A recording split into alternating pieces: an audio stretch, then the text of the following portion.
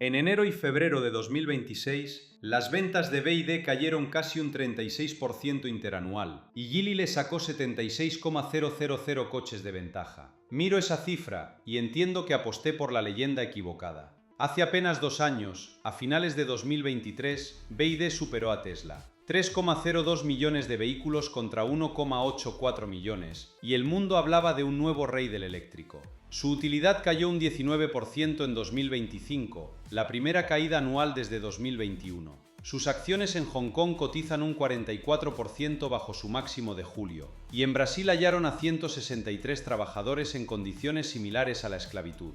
¿Cómo llegó una empresa comparada con Edison hasta una lista del Pentágono? Voy a desarmar los descuentos de 53,000 yuanes. ¿Y por qué ya no creo en esta historia? Para mí, la fe en BYD no nació de una corazonada, nació de un currículum. La empresa arrancó en 1995 como una simple fabricante de baterías, fundada por Wang Chuanfu. Nada de coches, nada de gloria, solo celdas de litio y una ambición silenciosa. Ese origen técnico es exactamente lo que hizo brillar la leyenda después. Un ingeniero de baterías que terminó fabricando autos eléctricos suena a un plan maestro, no a una improvisación. Y cuando el dinero inteligente empieza a seguir ese plan, uno deja de hacer preguntas. En 2008, Warren Buffett, a través de Berkshire Hathaway, compró cerca del 10% de BYD por unos 230 millones de dólares, a poco más de $1 por acción. Su socio, Charlie Munger, fue todavía más lejos. Describió a Wang Chuanfu como una combinación de Thomas Edison y Jack Welch, el inventor y el gestor perfecto en una sola persona. Cuando el hombre que evitó las .com y detectó Coca-Cola antes que nadie pone su dinero y su reputación detrás de un fabricante chino de baterías, uno no piensa que está comprando humo. Yo tampoco lo pensé.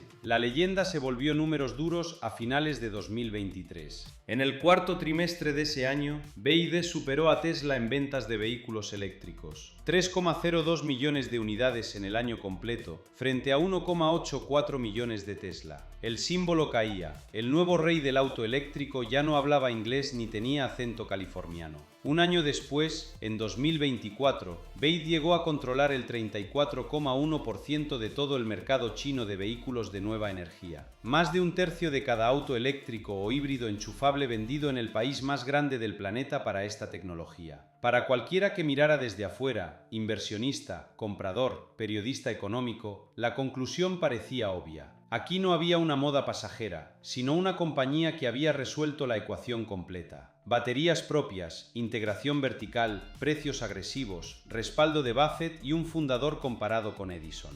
Si usted pensaba en poner sus ahorros en acciones chinas de eléctricos o en comprar su próximo auto pensando en valor de reventa, BYD parecía la apuesta más segura del tablero.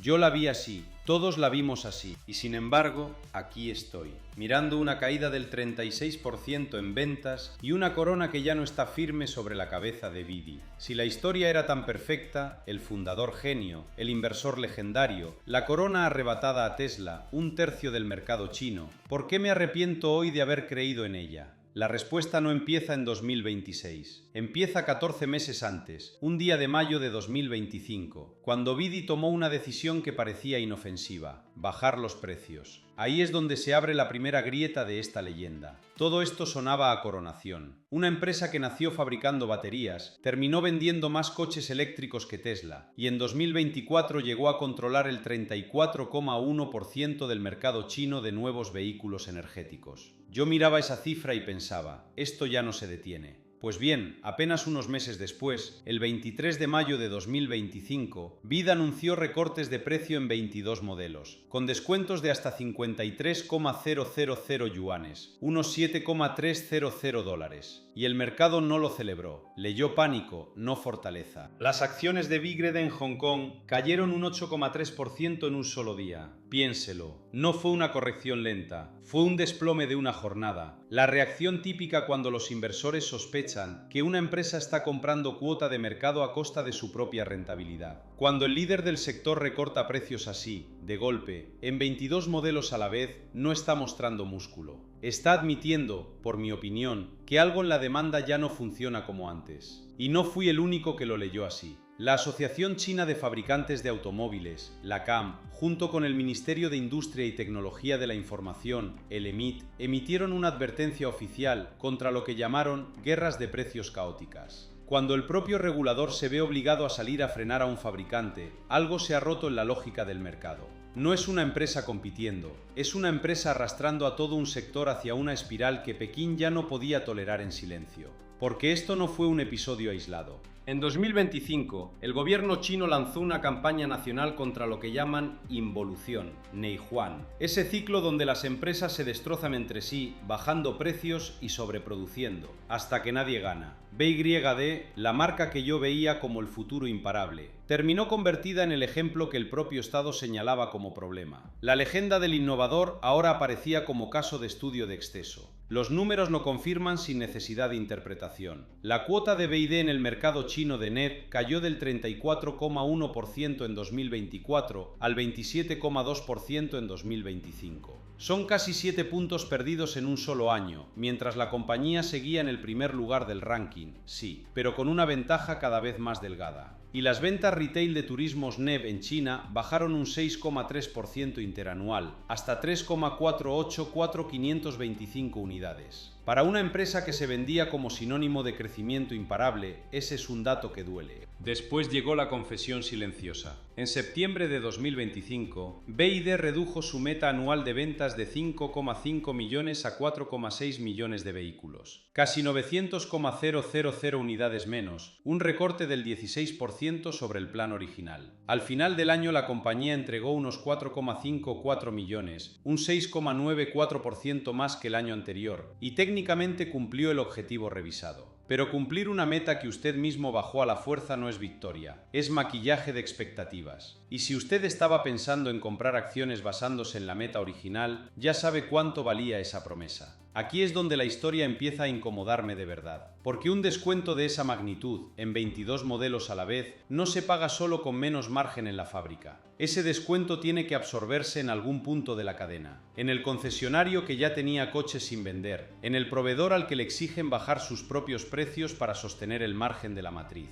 Y ahí es donde la pregunta deja de ser sobre gráficos de bolsa y empieza a ser sobre personas reales atrapadas en medio de esta guerra de precios. Si estos recortes fueron pánico disfrazado de estrategia, entonces alguien tuvo que cargar con el peso real de vender esos coches al precio que fuera, aunque nadie los quisiera comprar. Y ese peso, se lo aseguro, no cayó sobre las oficinas centrales de Shenzhen. Cayó sobre los concesionarios y los proveedores que están a punto de aparecer en esta historia, con sus propios almacenes, sus propias deudas y su propia versión de lo que realmente significó vender más barato. Cuando la locura de los descuentos de mayo de 2025 terminó de sacudir la acción, yo pensé que lo peor ya había pasado. Me equivoqué. El verdadero problema no estaba en la sala de prensa. Estaba en los concesionarios, en esos patios donde se acumulan coches que nadie compra. Y ahí es donde la leyenda de BYD empieza a oler mal de verdad, mucho antes de que el mundo se entere de lo que pasaba en una obra en Brasil. El dato que a mí me heló la sangre es la rotación de inventario. Los concesionarios de BYD tardaban en promedio 2,5 meses en vender lo que tenían en el lote, cuando el umbral considerado peligroso para toda la industria es de 1,5 meses. Eso no es un matiz contable, significa coches financiados, parqueados, perdiendo valor cada semana mientras el dueño del concesionario reza para que alguien entre por la puerta. Por eso, cuando circularon estimaciones, y subrayo que son eso, estimaciones no oficiales, no cifras confirmadas por BYD, que hablaban de unos 3,5 millones de vehículos acumulados sin vender en toda la red de distribuidores, no me sorprendió del todo. Sonaba exagerado, sí, pero encajaba perfectamente con lo que ya sabíamos. Una marca vendiendo más rápido de lo que el mercado podía absorber y escondiendo la resaca en los patios de terceros. Y aquí viene la parte que, por mucho que sea la voz de un rival, no puedo ignorar. El presidente de Great Wall Motors declaró públicamente que entre 3,000 y 4,000 concesionarios en China estarían registrando autos nuevos sin vender como si fueran usados.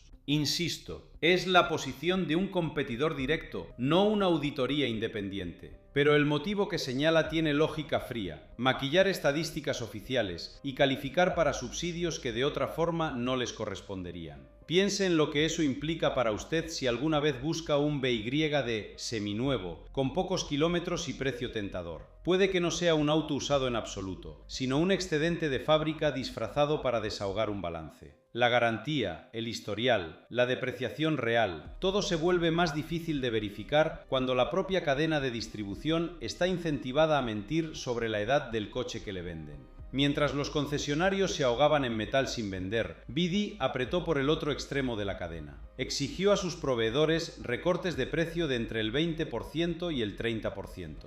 Y no hace falta ser ingeniero para adivinar qué pasa cuando exprimes tan fuerte a quien te fabrica los componentes. Algo, en algún punto, se rompe. Literalmente. Y se rompió. BYD tuvo que ejecutar el retiro más grande de su historia. Más de 115,000 vehículos llamados a revisión por defectos estructurales y riesgos de seguridad en las baterías. No fue un incidente aislado. Llegó después de 2 retiros previos en 2024, por cerca de 104,000 unidades por problemas de incendio y de dirección. 4 llamados a revisión en poco tiempo no es mala suerte, es un patrón. Y el patrón tiene nombre: crecer y bajar costos más rápido de lo que la calidad puede sostener. Así que hágase esta pregunta conmigo, porque yo no dejo de hacérmela. Si BYD ya está presionando hasta el límite a sus concesionarios y a sus proveedores para sostener el volumen a cualquier precio, ¿qué le hace pensar que esa misma presión se detuvo antes de llegar a las personas que literalmente construyen sus fábricas? Porque el siguiente capítulo de esta historia no ocurre en un lote de coches sin vender. Ocurre en una obra en construcción, en Camaçari, Brasil.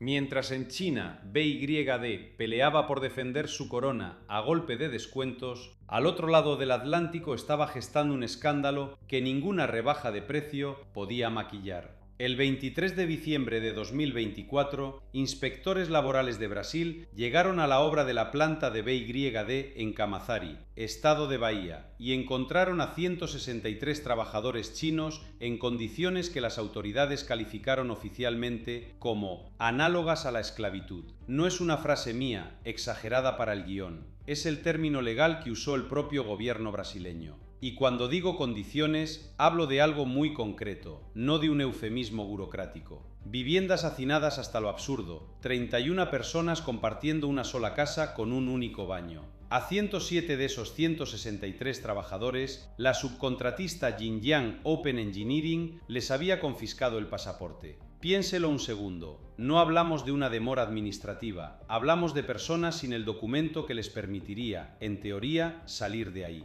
Esa es la letra pequeña detrás del sueño de fábricas nuevas y empleos verdes. Aquí es donde la leyenda empieza a resquebrajarse todavía más. BYD, ante la prensa, sostuvo que no sabía nada de estas condiciones hasta que los medios lo publicaron a finales de noviembre de 2024. Es la versión oficial de la compañía y hay que tratarla como eso, una versión, no un hecho probado. La subcontratista negó las acusaciones. Los inspectores, en cambio, documentaron lo que documentaron. Entre esas dos narrativas, por mi opinión, hay una distancia demasiado grande para quedarse tranquilo. Y no fue un episodio aislado que se resolvió con un comunicado y se olvidó. En abril de 2026, Brasil incluyó formalmente a BYD en el registro de empleadores señalados por condiciones de trabajo similares a la esclavitud, la llamada lista de la vergüenza. No es un titular pasajero. Esa inclusión restringe el acceso de la empresa a determinadas líneas de crédito bancario en el país. La planta sigue operando, sí,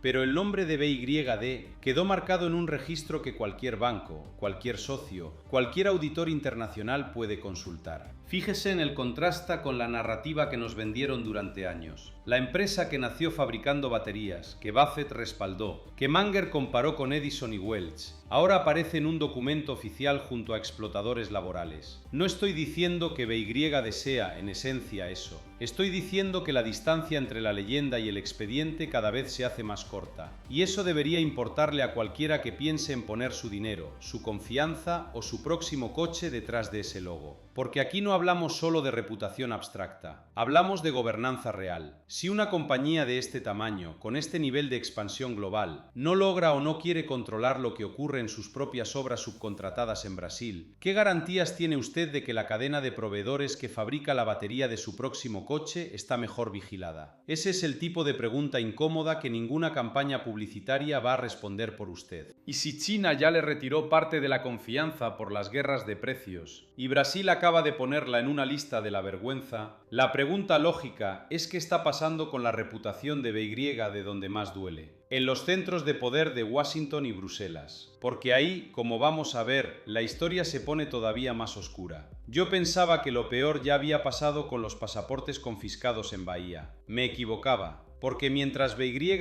todavía intentaba explicar qué sabía y cuándo lo supo sobre esos 163 trabajadores, en Washington alguien abría otro expediente, mucho más grande, mucho más incómodo, y con una palabra que ningún inversor quiere ver junto al nombre de su acción: Ejército. En febrero de 2026, el Pentágono incluyó a BYD en la lista de empresas vinculadas al ejército chino, bajo la sección 1260H de la ley NDAA. No es una acusación cualquiera ni una nota de prensa perdida. Es un mecanismo legal que Estados Unidos usa para marcar a compañías que, según su criterio, mantienen algún tipo de relación con el aparato militar de Pekín. Y aquí viene lo que de verdad debería preocuparle si tiene acciones. El Pentágono no se conformó con hacerlo una vez. En junio de 2026 volvió a hacerlo. Ampliación de la lista, BYD otra vez dentro, junto a decenas de empresas chinas más. 2 veces en 4 meses. Eso ya no suena a error administrativo ni a malentendido burocrático. Suena a que en Washington alguien está convencido de algo. Y lo repite para que quede claro.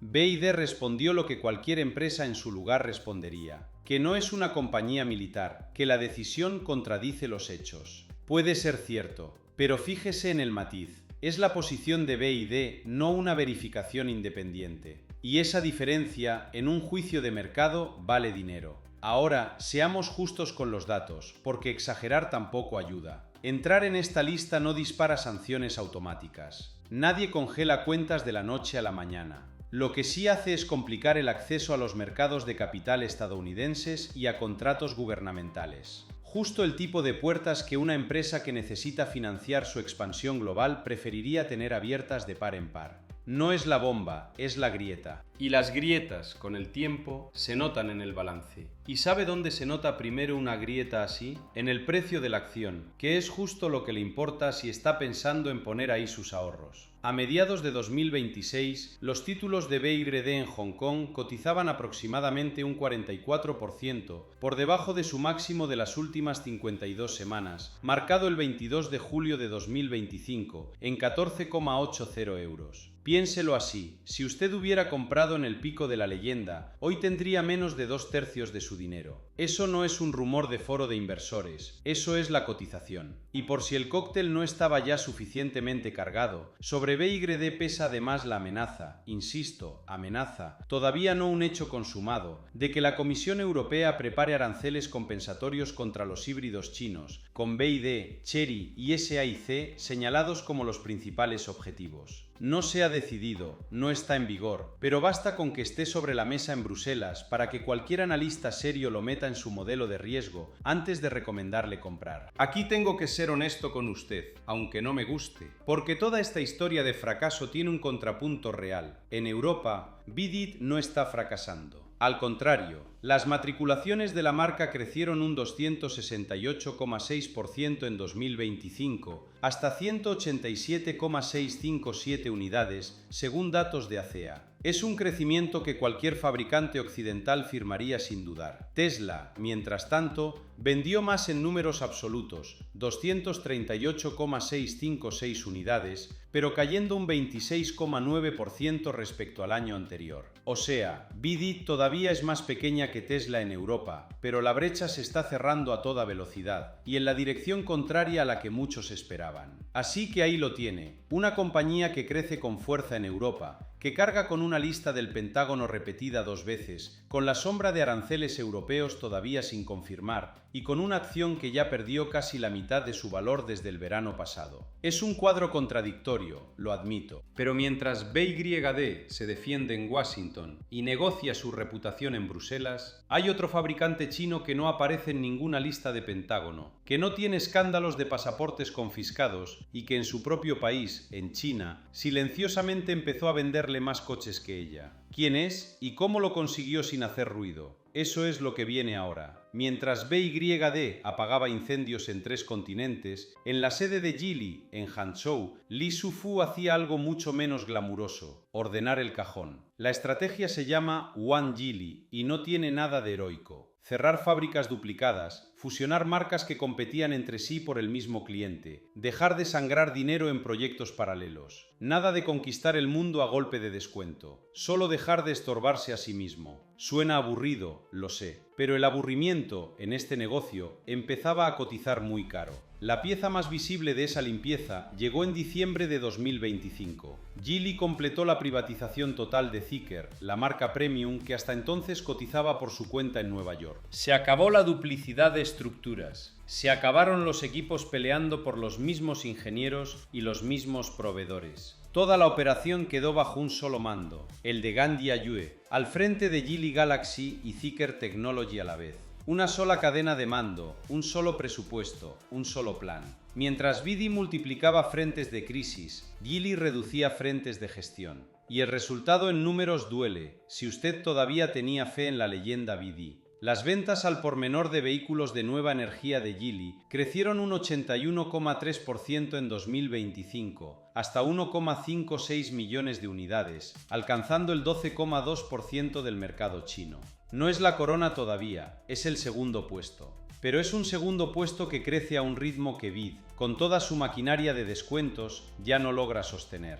Mientras BYD perdía cuota, pasando del 34,1% al 27,2%, Geely la ganaba, silenciosa, sin titulares de guerra de precios. Y la prueba de que crecer bien es distinto de crecer rápido está en la línea de beneficios. La utilidad neta básica de Geely subió un 36% en 2025, hasta 14,410 millones de yuanes, con ingresos creciendo un 25%. BYD, en el mismo año, vio caer su beneficio neto un 19%, hasta 32,620 millones de yuanes, su primera caída anual desde 2021. Los márgenes lo confirman sin adornos. El margen bruto de BYD bajó de 19,44% a 17,74%. El margen neto de 5,2% a 4,1%.